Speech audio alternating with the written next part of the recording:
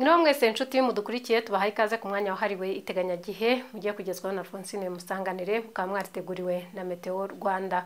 Kuri uyu munsi twagize ikirere cyaranzwe n'ibicu byari byinshi ndetse ibi bicu bikaba byatanze imvura nke ku masaha yo ku gicamunsi. Ku munsi w'ejo rero turateganya n'ubundi ko ku masaha yo ku gicamunsi ku isaha ya saa 9 ahenshi mu gihugu hazaba hari ibicu bizaba byiganje nubwo duteganya imvura nke mu bice bike by'igihugu. Naho ku masaha ya mugitondo nta mvura iteganijwe. Reka turebe iteganyagihe mu magambo arambuye. Ejo ku masaha ya mugitondo nkuko twamaze kubibabwira nta mvura iteganijwe ahenshi mu gihugu.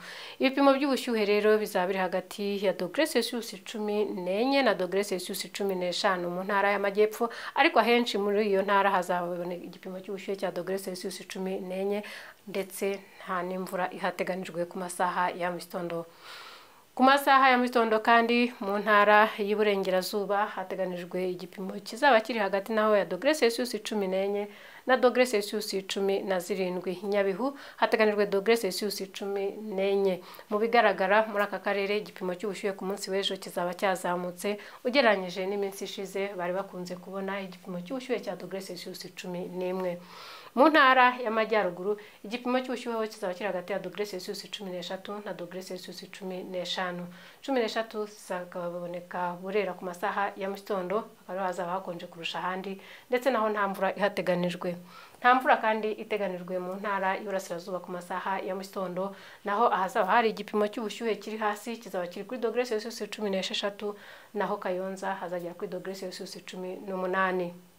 Umujyi wa Kigali naho hateganijwe -18 nk'igipimo cy'ubushyuhe kiri hasi ku munsi w'ejo.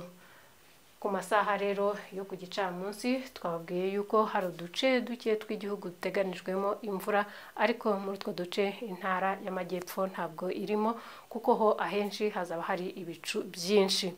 Mu ntara y'Iburengerazuba ho hateganijwe ko mu turere twaho twose hazaboneka imvura ndetse urebye iyi mvura ikazagabanuka ugereranyije niyo tumaze iminsi tubona. Nyabihu hazaba hari kuri -21.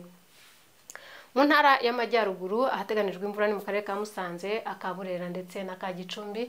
Gakenke na Rulindo nta mvura ihateganijwe. Mu Burasirazuba ku masaha yo ku gicamunsi naho nta mvura ihateganijwe, gusa naho hateganijwe ko hazaba hari ibicu byinshi. Ibicu byinshi kandi biteganijwe mu mujyi wa Kigali ejo ku masaha yo ku gicamunsi n'igipimo cy'ubushyuhe kizagera kuri -27. Tugaruke rero turebe igihe izuba rizarasira n'igihe izuba rizarengera.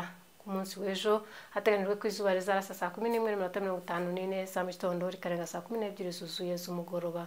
Murakoze, tubifurije kugira ijoro ryiza.